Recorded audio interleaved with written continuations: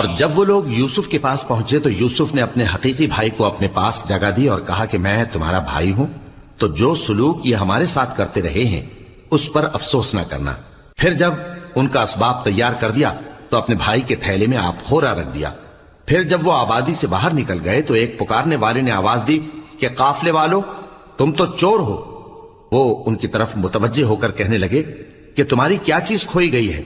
وہ بولے کہ بادشاہ کا کٹورا کھویا گیا ہے، اور جو شخص اس کو لے کے آئے اس کے لیے ایک بار شتر انعام، اور میں اس کا ضامن ہوں۔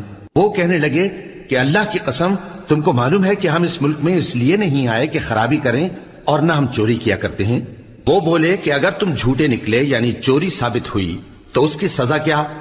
انہوں نے کہا کہ اس کی سزا یہ کہ جس کے تھیلے میں وہ دستیاب ہو وہی اس کا بدل قرار دیا جائے۔ ہم ظالموں کو یہی سزا دیا کرتی ہیں۔ پھر یوسف نے اپنے بھائی کے تھیلے